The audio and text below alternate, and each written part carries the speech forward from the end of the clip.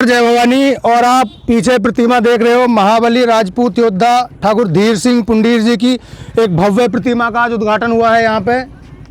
और काफ़ी संघर्षों के बाद इस उद्घाटन को कर पाए हैं ठाकुर पूरन सिंह जी, ठाकुर ललित राणा जी, पूरी स्थानीय टीम, सभी लोग यहाँ पे हैं। मैं सबसे पहले बहुत बधाई देता हूँ पूरन सिंह जी, ललित राणा जी और पूरी टीम को। और जो स्थानीय लोग, जिन्होंने, बहुत सारे ऐसे लोग हैं जिनका कोई नाम भी नहीं आया और वो बहुत सारी मेहनत की उन्होंने। कितना संघर्ष करना पड़ा ठाकुर साहब इसके लिए? संघर्ष तो जीवन का अंग है। संघर्ष नहीं जिनके जीवन में वो बड़े अभागे होंगे। हमारे जीवन में संघर्ष है तो हमें बड़ा आनंद आवा है संघर्ष में, क्योंकि इस कौम का भी संघर्ष नहीं होगा तो फिर हम नहीं मानते कि कोई संघर्ष करने लायक दुनिया में है। संघर्ष नहीं हुआ, एक वीर योद्धा की प्रतिमा रखने के लिए एक अनुसरण करना पड़ा, उनके लिए मेहनत करनी पड़ी। और हमारा सौभाग्य ये है कि उनके लिए हमें कुछ पल ऐसे बिताने पड़े जो हमें हमेशा यादगार रहेंगे। सुनने में आया था कि शासन और प्रशासन की तरफ से काफ़ी कठिनाइयों का सामना करना पड़ा। मुझे नहीं पता, मुझे जानकारी सही है या गलत है, लेकिन मूर्ति का अनावरण ना हो ऐसे प्रयास भी करे गए। क्या ये सही है? और अगर ऐसा हुआ तो ठाकुर पूरन सिंह कैसे जीत पाए, कैसे पार पा पाए ऐसी कंडीशन में? देखो, वैसे तो ये समाज की जीत है, संघर्ष समिति की जीत है, उन युवाओं की जीत है जो पिछले 2 वर्षों से इस पूरे प्रकरण में लगे हुए थे। उनका मन था कि हम अपने बाबा धीर सिंह पुंडीर जी की मूर्ति अपने गांव में लगावें। पिछले 2 साल से वो संघर्षरत थे। 6 महीने पहले उन्होंने मूर्ति का अनावरण गांव में करा, लेकिन शासन प्रशासन ने ये कह के कि ये सरकारी ज़मीन है, यहाँ मूर्ति नहीं लगेगी, तो उन्होंने वो मूर्ति हटवाई। कायदे में मैं बताऊं, मूर्ति नहीं हटी, इन सब के दिल और दिमाग में से एक वो व्यवस्था हटी जिसकी कभी कोई कल्पना नहीं कर सकता। इन बच्चों ने फिर संघर्ष करा। बात आई कि भाई परमिशन लो अपनी निजी जमीन पे। हम उस समय थोड़ा सा इस बात पे, ये नहीं कि हम सरकारी ज़मीन पे नहीं रख सके थे, लेकिन हमारा मन ये हो गया कि सरकार ने हमारे महापुरुष के लिए हमारे से ज़मीन मांगी, तो ये भी हमारा सौभाग्य है, क्योंकि हमारे बाबा जी ईमानदारी से हमारी ही ज़मीन में अपनी, जो उन्होंने हमें दी विरासत में, उसी ज़मीन पर वो स्थापित होना चाहें, तो उन्होंने ज़मीन की व्यवस्था करवाई। सोनू सहदेव हमारा भाई है, उसने ज़मीन दी और संघर्ष समिति और पूरे क्षेत्र के लोगों ने फिर इसमें सहयोग करा। लेकिन जिन लोगों ने इस मूर्ति को हटवाने का काम करा या हमें संघर्ष का साक्षी बनाया, हम तो उनका भी धन्यवाद करें कि वो हमेशा हमारे लिए ऐसे संघर्ष पैदा करते रहें और हम अपने महापुरुषों के लिए लड़ते रहें। ये तो एक बड़े नेता की खासियत होती है जो आपके व्यक्तित्व में दिखती है। दूसरी बात एक और आती है, पुंडीर राजपूतों के बताया जाता है कि 1400 से ज़्यादा गांव हैं, जिनमें से ज़्यादातर एक ही बेल्ट में यहीं पे हैं। और मुझे नहीं लगता कि हिंदुस्तान में किसी एक जाति के, एक गोत्र का के इतनी बड़ी बेल्ट होना या इतनी बड़ी जनसंख्या में उपस्थित होना दूसरा उदाहरण ढूंढने से भी मिले। लेकिन समस्या ये भी है, इतनी बड़ी बेल्ट होने के बाद जो सरकार बनाने या बिगाड़ने का अकेले अपने दम पे काम कर सकते हैं, कहीं ना कहीं ये भी बात आती है, उसके बाद भी संघर्ष होता है। हालांकि समाज जाग रहा है, बहुत ज़्यादा संघर्ष, चाहे वो बड़गांव में मूर्ति लगाई हो, चाहे वो सबीरपुर में संघर्ष हुआ हो, चाहे महाबली योद्धा धीर सिंह पुंडीर जी की मूर्ति को लेकर मामला रहा हो, जागृत हो रहे हैं। लेकिन ये बात भी माननी पड़ेगी कि 1400 गांवों की अपनी ताकत को कहीं ना कहीं हमारे पुंडीर भाई कम पहचान पा रहे हैं। इस विषय में पूरन सिंह जी क्या कर रहे हैं? ऐसा नहीं है कि पुंडीरों ने कभी ताकत को पहचाना नहीं। आदरणीय हमारे माननीय जगदीश राणा जी अब नहीं हमारे बीच में, वो विधायक रहे, सांसद रहे। पहले ठाकुर महावीर सिंह जी विधायक रहे, सांसद रहे। उसके बाद राजेंद्र राणा जी कैबिनेट में मंत्री रहे, परिवहन मंत्री रहे। उसके बाद फिर महावीर राणा जी विधायक रहे। उसके बाद फिर ब्रजेश राणा जी, संगीत सोम जी। ऐसा नहीं कि पुंडीरों ने कभी राजा नहीं बनाए, पुंडीरों ने बहुत विधायक बनाए। हेम सिंह पुंडीर जी 4 बार लगातार MLC रहे। हम लोगों ने ऐसा नहीं कि पुंडीरों ने कभी अपनी विरासत को खोया हो, कभी नहीं खोया। लगातार हम लोग सांसद बनाते रहे, विधायक बनाते रहे, सदन में भेजते रहे। लेकिन मैं इस मंच के माध्यम से ये भी कहने में 1% गुरेज नहीं करूँगा कि हम हमेशा छड़े गए, ठगे गए। जब हम ठगे गए तो इन युवाओं ने अब कहा कि अब हम लोगों को नेताओं से ज़्यादा समाज की एकता की आवश्यकता है, और उसी एकता को बनाने के लिए हम स्वयं अपने महापुरुषों की मूर्तियों का अब स्थापना दिवस और स्थापना मूर्ति लगाने का काम कर रहे हैं। बहुत अच्छी बात है। और ठाकुर साहब ने जो बात कही, इन्हीं बेबाक बोलों की वजह से पहचाने जाते हैं, चाहे कैथल में रहा हो, पिछले 10, 12, 15 सालों से जो मेरी सामाजिक चेतना की जितनी उम्र है तब से मैं देख रहा हूँ कि ठाकुर साहब ना किसी पॉलिटिकल पार्टी को बहुत ज़्यादा प्रेशर में आए, ना किसी को बहुत ज़्यादा मोह किया और अपना काम लगातार कर रहे हैं। अच्छा, बचपन से आज तक जिनके संघर्ष को देख के मैं 60-84 से हूँ, मैं बड़ा हुआ हूँ, मेरे जैसे हज़ारों लाखों नौजवान बड़े हुए हैं और हमने इनको संघर्ष को देखा है, जाना है। अपने आप में एक पीढ़ी है संघर्ष की।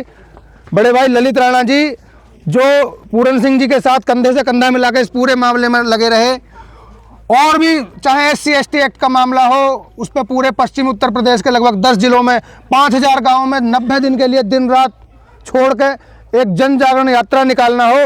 उससे पहले भी एक यात्रा सन 2011 के आसपास निकाल चुके हैं समाज को जागृत करने के लिए। दिल्ली के रामलीला मैदान के जिसके बारे में बोला जाता है, उसे समाज से की एकता से और बिना किसी पॉलिटिकल पार्टी की सपोर्ट के भर चुके हैं। बड़े भाई ललित राणा जी भी इस संघर्ष में साथ रहे, उन्होंने भी कंधे से कंधा मिला काम किया। कैसा महसूस कर रहे हैं एक कार्यक्रम को सफल होने के बाद? देखिए, कार्यक्रम में संघर्ष देखने को ज़रूर मिला, लेकिन कार्यक्रम बहुत सफल रहा, बहुत अनुशासित रहा और प्रशासन ने भी सराहना की है। चुनौती तो हमें हर वक्त और हर विषय पर मिलती रही हैं, लेकिन उन चुनौतियों को बखूबी स्वीकार करते हुए सफलता का परचम लहराया गया है। ये जो 1444 पुंडीर खेड़ों की बात हम करते हैं, गाँवों की बात करते हैं, तो हिंदुस्तान में सबसे ज़्यादा संघर्ष और इस आज़ादी के बाद इन बीते 75 सालों में जितनी भी यात्राएं निकली, जनजागरण हुए और जिन भी विषयों पर आंदोलन उत्तर भारत में हुआ है, उसकी अगुवाई, उसकी शुरुआत पुंडीर क्षेत्र से ही हुई है। 5 यात्राएं सहारनपुर की धरती से शुरू हुई ठाकुर पूरन सिंह जी के नेतृत्व में, उससे पहले जो समाज के जनजागरण की निकली। तो इस बेल्ट का तो बहुत बड़ा धन्यवाद है, आभार है, और यहाँ से एक सफल आगाज़ हुआ तो उसका अंतिम परिणाम भी अच्छा आया। दिल्ली से हम लोग 5 मुद्दों के समाधान लेकर निकले। उस यात्रा की शुरुआत भी सहारनपुर कमिश्नरी से हुई थी। तो मैं पुनः बधाई देता हूँ हमारे राहुल जी यहाँ बैठे हैं, अंकुर जी और उनकी समस्त टीम को। रौणी हरजीपुर वो गांव है जिन्होंने किसान मजदूर संगठन को एक स्थान दिया, ठाकुर पूरन सिंह जी को जो पगड़ी पहनाई, और आज उसके तहत समाज के हजारों लाखों ऐसे लोगों को न्याय दिलाने में ठाकुर पूरन सिंह के नेतृत्व में ये संगठन सफल हुआ है और किसानों के लिए एक बहुत बड़ी बुनियाद इस पश्चिम उत्तर प्रदेश में इस रौणी हरजीपुर के माध्यम से रखी गई है। अच्छा, एक दूसरी बात ये है, राजपूत वंश के कई सारे महान राजा हुए, चाहे अनंगपाल सिंह जी तोमर हों, पृथ्वीराज सिंह जी चौहान हों या सम्राट मिहिर भोज प्रतिहार हों, और कुछ राजाओं के जैसे मिहिर भोज प्रतिहार जी हैं, उनके जो वर्तमान वंशज हैं वो आज भी समाज के बीच में बोल रहे हैं, कह रहे हैं, प्रधानमंत्री तक को चिट्ठी लिख रहे हैं। लेकिन फिर भी इतिहास चोरी का कहीं ना कहीं काम हो रहा है, और चूँकि सारी पॉलिटिकल पार्टियां, राजनीतिक दल इस पर मौन हैं। हमारे महापुरुषों को बेच के एक वोट बैंक बटोरा जा रहा है। कुछ एक नाम ही है बस, मैं पूरे उत्तर भारत की बात करूं, कुछ एक नाम है, ठाकुर पूरन सिंह जी हैं, ठाकुर ललित राणा हैं, या अरुणोदय सिंह अब पिछले कुछ दिनों में सामने आए हैं, या कुछ क्षेत्रीय लोग भी हैं अलग अलग। तो इतिहास बचाने के लिए क्या उम्मीद हम आपसे कर सकते हैं, या क्या आप भविष्य में करने वाले हैं, इस पर थोड़ा प्रकाश डालेंगे? देखिए, दिल्ली में 3 बार बड़ी सभाएं हो चुकी हैं, कैथल की सभाएं हुई हैं, और पिछले 2 वर्ष से तो आप समझ रहे हैं कि समाज के बीच इस पर बहुत चिंतन मंथन, तमाम गोष्ठियां लगातार चल रही हैं, और पूरा समाज और पूरे देश के जो बौद्धिक लोग हैं, जो इतिहास से जुड़े हुए लोग हैं, वो इतिहास संरक्षण समिति जो केंद्र सरकार द्वारा बनाई जानी चाहिए उसकी मांग कर रहे हैं। और वो इसलिए कर रहे हैं कि अब जो सत्य पर असत्य की जो परत डाल रखी थी, अब सोशल मीडिया का दौर है, धीरे धीरे इतिहास सामने आ रहा है। गूगल पर एक एक चीज़ स्पष्ट है, हर आदमी जान पा रहा है कि सत्य क्या है, असत्य क्या है। तो अब सरकार भी बहुत समय तक वोट बैंक की राजनीति में सत्य को असत्य की परत से दबा के नहीं रख पाएगी। जो इस देश के वास्तविक महापुरुष हैं, उनको उनकी पहचान के साथ, और वो किस वर्ग को प्रतिनिधित्व करते हैं, वो सामने आ रहा है, और कहीं ना कहीं धीरे धीरे समाज में भी जागरण हो रहा है। और वो लोग जो इतिहास चोरी की जहाँ तक बात आ रही है, उनमें भी जो बौद्धिक लोग हैं इस बात को स्वीकार कर रहे हैं कि जो सत्य है उसको ज़्यादा समय तक झुटलाया नहीं जा सकता है। अच्छा ठाकुर साहब, एक बात मैं आपसे जानना चाहता हूँ, दिल्ली से एक समाज को नाम दिया गया, यूपी वेस्ट की जब हम बात करते हैं कि भाई उस जाति का लैंड है, हमें कोई आपत्ति नहीं है, वो हमारे भाई हैं, उन्होंने अपनी यूनिटी बनाई, अपने एक आइडियोलॉजी पर काम किया, वो कर पा रहे हैं, कोई दिक्कत नहीं है, उनके लिए भी शुभकामनाएं।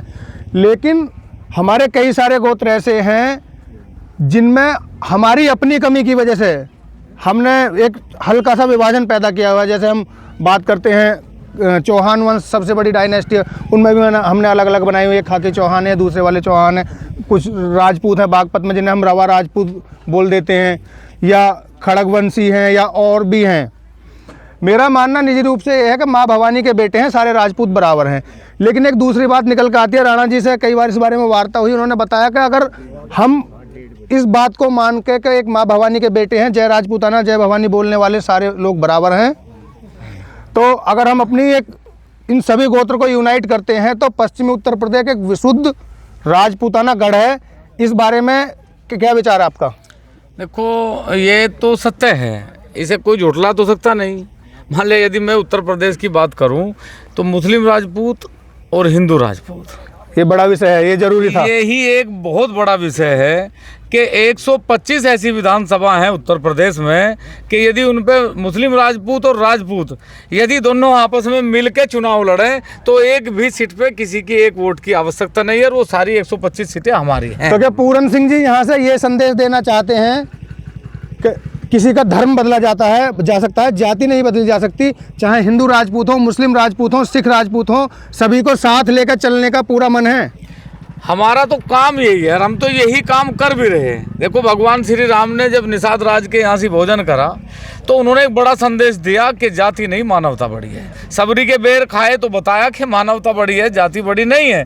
और हम लोग तो हमेशा आप लगाओ, जिस काम को आज सरकार कर रही, हमारे पूर्वजों ने अपनी ज़मीन दे के, अपना बलिदान दे के, अपने सिर दे के ये देश बचाया, ये धर्म बचाया, और हम तो सबका आज भी सम्मान करें और हमेशा करते रहेंगे। लेकिन मैं ये इस बात से मैं सहमत हूँ कि जो हमारे भाई किसी छोटी सी गलती के कारण हमारे से दूर चले गए, यदि वो सब आज मिलें तो मैं ईमानदारी से कह सकूं कि इस दुनिया में अब भी इससे बड़ा कोई प्लेटफार्म या कोई जाति नहीं है। आपका इशारा मुस्लिम राजपूत और सिख राजपूतों की तरफ है। बिल्कुल बिल्कुल। ये बहुत अच्छी बात है और बहुत खुशी की बात है, जहां आज की राजनीतिक व्यवस्था अपनी नाकामी को छुपाने के लिए सारी पार्टियों की लोगों को हिंदू और मुस्लिम में बांट रही है। और इसमें सबसे ज़्यादा, जब मुस्लिम की बात आएगी तो सबसे ज़्यादा मुस्लिम राजपूत लोग, जब हिंदू की बात आएगी तो हिंदू लोग आपस में एक दूसरे के खिलाफ खड़े हो जाते हैं। ठाकुर साहब का एक आह्वान है, क्या मैं इसे ये आह्वान मानूं कि हिंदू मुस्लिम सिख ईसाई सबसे अलग हटकर राजपूत सारे भाई एक साथ आएँ? हम तो ये कहें कि मैं ज़्यादा बड़ी बात नहीं कहता, लेकिन मैं ये कहूँ कि जिन लोगों ने अपने नाम के बाद राजपूत लगाया या जिन लोगों ने अपने नाम से पहले राजपूत लगाया, यदि वो भी सब एक हो जा तो हम नहीं समझते फिर उसके बाद कहने के लिए कुछ बचेगा, उसके बाद करने के लिए कुछ। अच्छा, एक आखिरी बात है मेरा निजी रूप से मानना है कि राजपूत समाज को हर तरह से हाशिए पर रखने का प्रयास इस देश की राजनीतिक व्यवस्था कर रही है। आप देखें, यूपी वेस्ट से कभी हमारे 5 सांसद हुआ करते थे, आज 1 हैं, एक भी जैसे आप जानते हैं, ठीक। और टिकट जो आवंटन है उसमें लगातार हमें हाशिए पर रखा जा रहा है। क्या इस विषय में पूरन सिंह समाज को कोई संदेश देना चाहते हैं? मैं तो ये संदेश देना चाहूँ, समाज को नहीं, मैं तो नेताओं को संदेश देना चाहूँ जी, कि आज 5 से यदि 1 है तो ये कमी नेताओं की रही, समाज की कमी नहीं है। अच्छा। हम तो फिर भी 5 पैदा कर देंगे, बस नेता बनने के लिए कोई तो बीच में है। हमारा दुर्भाग्य ये है कि जिसे भी हम भेजे हैं वो हमें खींचने का काम करे, हमें तोड़ने का काम करे। इसीलिए इस देश की संसद में हमेशा हमारे खिलाफ कानून बने, चाहे वो आरक्षण का हो, SC ST का हो, अन्य हमारे महापुरुषों के इतिहास संरक्षण का हो। जब तक ये कानून हमारे खिलाफ बनते रहेंगे, हम कैसे समझें कि हमारे लोग वहाँ बैठ कर हमारी पैरवी कर रहे हैं। माननीय राजनाथ सिंह हैं, माननीय हमारे VK सिंह हैं, माननीय हमारे अनुराग ठाकुर हैं, बहुत हमारे सांसद विधायक कैबिनेट में राज्य में मंत्री हैं। हम तो कह रहे कि वो राजनीतिक पार्टियों में रह के देश की रक्षा करें, लेकिन उनका धर्म है कि वो जाति और परिवार की भी रक्षा करें। ये बड़ी बात है। राजपूत समाज के अंदर एक कमी भी है कि बस राजपूत नेता देखे और उन पर गुणगान शुरू कर दिया। राजपूत नेता को राजपूत नेता तब माना जाए जब वो राजपूत के हित की बात सदन में करे, जहां उसे बात करने के लिए भेजा है। सरनेम तो बहुत लोगों के राजपूत हैं। अच्छा, आपका क्या नाम है भाई साहब? राहुल सिंह। अच्छा, मैंने हमारे जिला पंचायत सदस्य हैं। जिला पंचायत सदस्य है और मुझे सूचना मिली है आपकी बहुत बड़ी भूमिका पूरन सिंह जी के साथ, ललित राणा जी के साथ यहाँ पे इस कार्यक्रम के लिए रही है।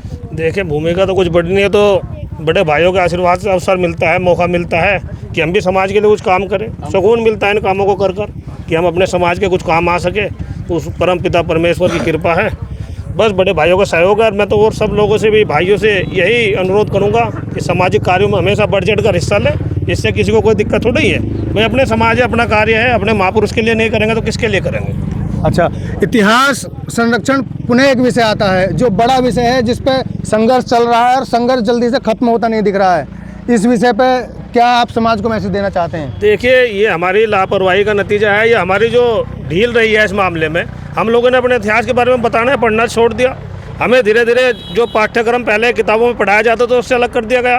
भाई जो चीज़ हम लोग पढ़ाएंगे, जिस बारे में पता लगता था, बच्चों को बचपन में पता लग जाता था कि भाई पृथ्वीराज चौहान कौन है, भीष्म पितामह, अलग अलग महापुरुष जो भी हुए, सभी महापुरुषों की कहानी रही। लेकिन कुछ समय ऐसा परिवर्तन हुआ कि उन्हें वहाँ से हटा दिया गया। जब आप लोग शिक्षित नहीं करोगे, बच्चों को नहीं बताओगे कि हमारे बड़े क्या थे, तो इतिहास कैसे जाना जाएगा। इसलिए ज़रूरी है कि अपने इतिहास के बारे में पढ़ें और उसे सुरक्षा प्रदान करें, क्योंकि इतिहास ऐसे ही नहीं बनते। बहुत कुछ बलिदान दिया है बड़े लोगों ने, तब इतिहास बना है। एक बड़ी बात है इस हिंदू बाहुल्य देश में, इस सनातन संस्कृति के देश में, जहां आपको अकबर रोड, जहां आपको बाबर रोड, जहां आपको औरंगजेब रोड देखने को मिल जाएगा दिल्ली राजधानी के अंदर। वहाँ Maharana Pratap road, Veer Shivaji road, Bappa Rawal road, Durgadas Rathore road, इन्हें आप चश्मा लगा के भी नहीं ढूंढ पाएंगे। ये भी एक बड़ा गंभीर विषय है। मैं भाई से मिलता, क्या नाम भैया आपका? मेरा नाम अंकुर राणा। अंकुर राणा जी, बड़ा सहयोग आपके इस विषय में बताया जा रहा है, और आप केवल आपका नहीं, पूरा रौनी हाजीपुर और क्षेत्रीय जो आपके साथी हैं, पूरे समाज के लोग कैसा महसूस कर रहे हैं इस कार्यक्रम को सफल होने के बाद? देखिए, कार्यक्रम सफल हुआ। माननीय अध्यक्ष जी के उनका हमारा मार्गदर्शन करते रहे अध्यक्ष जी, और उन्हीं की सूझबूझ जो उन्होंने एक हमें विचार दिया, जो जिसके अनुरूप हम काम करते रहे, उसी की ये सब समाज की जीत है। और अध्यक्ष जी की एक सामाजिकता और उनकी सूझबूझ के कारण हमारी ये जीत हुई है। भविष्य में क्या विचार है? क्या इतनी शानदार महाबली योद्धा धीर सिंह पुंडीर जी या अन्य राजपूत महापुरुषों की प्रतिमाएं दोबारा क्षेत्र के अलग गांवों में देखने को मिल सकती हैं? देखिए, समाज का और अध्यक्ष जी का आशीर्वाद रहा तो लगाएंगे जरूर। बहुत खुशी की बात है। एक बार ताली बजाए भाई के लिए। आप देख रहे हैं क्षत्रिय समाचार चैनल। खबर को देखते रहें, सब्सक्राइब करें और राजपूत समाज से जुड़ी छोटी बड़ी जानकारी के लिए चैनल से जुड़े रहें। बहुत धन्यवाद। जय भवानी, जय राजपूताना। बाबा धीर सिंह पुंडीर